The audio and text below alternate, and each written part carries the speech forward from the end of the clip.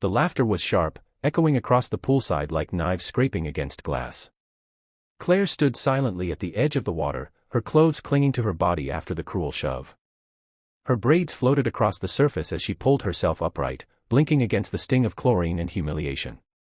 Around her, the group of wealthy girls smirked, arms crossed, mocking her for her quietness, her country clothes, and her life far removed from their polished, city-perfect worlds. Claire was the farm girl no one thought twice about. She was used to muddy boots, long mornings feeding animals, and evenings mending fences with her father. To her classmates, that life was something to laugh at. To Claire, it was everything: discipline, resilience, and a kind of strength that couldn't be seen at first glance. But today, they had gone too far. Claire had always been quiet, not because she was weak, but because she didn't waste words. She knew she didn't fit into their world of glittering phones, designer bags, and gossip-filled parties. She carried her lunch in a tin box, wore second-hand shoes, and often smelled faintly of hay. But what none of them knew, what she had never spoken of, was the world she entered after chores were done. Since the age of 7, Claire had been training in martial arts under her grandfather, a man who had once been a respected teacher overseas. He taught her not just the kicks, the strikes, and the defenses, but also the philosophy, the calmness of mind, the restraint, the strength that came not from showing power but from mastering it. For Claire, martial arts wasn't about fighting, it was about self-control. Yet, as she stood dripping at the edge of the pool while her bullies jeered, her fists clenched at her sides. She could feel the heat of shame crawl up her neck. Every cruel laugh was a reminder of the isolation she felt day after day. The leader of the bullies, Samantha, strutted forward, her perfectly styled hair catching the sunlight. "What's the matter, farm girl?" she sneered. "Forgot how to swim? Or are you just too busy milking cows to learn?" The others erupted in laughter, their voices rising like a cruel chorus. Claire said nothing. She simply climbed out, her gaze steady, her jaw set. It was that silence that unnerved them most. She didn't scream or beg. She didn't fire back insults. She just looked at them, calm, unbroken, and strangely powerful. For a moment, Samantha faltered. But pride pushed her forward. "Why don't you show us something, huh? Or are you just going to run back to your little farm crying?" Samantha taunted again, pushing Claire's shoulder. That was when Claire made a choice. She had promised herself never to use her martial arts training for pride or revenge. But her grandfather's voice echoed in her mind: true strength is not in hiding forever.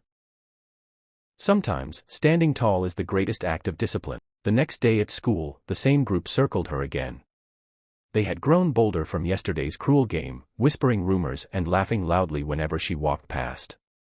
But this time, when Samantha tried to shove Claire's books out of her hands, Claire's reflexes snapped into place. With fluid precision, Claire sidestepped, letting Samantha stumble forward. Her books didn't even touch the ground. Gasps filled the hallway. "What was that?" one of the girls muttered. Samantha, embarrassed, lunged again, but Claire's movements were faster, cleaner. She didn't hit. She didn't hurt. She simply redirected, each time letting Samantha fall into her own clumsy rage. The students who had once ignored the bullying now stood frozen, watching as the quiet farm girl revealed a strength no one had imagined. By the end of it, Samantha was red-faced, panting, and furious. Claire stood calmly, breathing evenly, her eyes locked with quiet confidence. She had not raised a fist. She had only defended herself. But in that simple act, she had turned the tide. The bullying didn't stop overnight. At first, Samantha and her friends plotted crueler tricks. They tried to humiliate her in front of teachers, tried to spread rumors about her being violent or strange. But every time, Claire met their cruelty with quiet strength. She helped classmates when no one else bothered. She stood up when someone else was mocked. Slowly, others began to see her not as the girl to laugh at, but as someone admirable. The real challenge, however, came not from Samantha, but from within Claire herself. She struggled with the urge to fight back harder, to show the full extent of what she could do. There were nights she stood in the barn practicing strikes against the air, imagining her fists connecting with the faces of those who tormented her. But each time, her grandfather's lessons pulled her back. "Power used for anger only destroys the one who holds it," he had said. And Claire knew he was right. One afternoon, the school hosted a charity event at the community center. There was a talent showcase, and students were encouraged to participate. Samantha performed a dramatic dance, her group cheering wildly. Claire hadn't planned on signing up, but when the teacher asked if anyone else wanted to share something unique, a strange courage filled her chest. For the first time, Claire stepped onto a stage. The crowd murmured in confusion, what could the quiet farm girl possibly do? Then she bowed deeply, and began a martial arts demonstration. Each movement was sharp yet graceful, powerful yet controlled.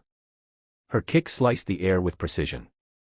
Her hands moved in a blur, striking with speed, then shifting into calm, meditative stances.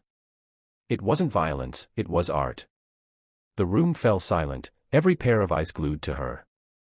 By the end, the audience erupted in applause. Even teachers stood, clapping with admiration.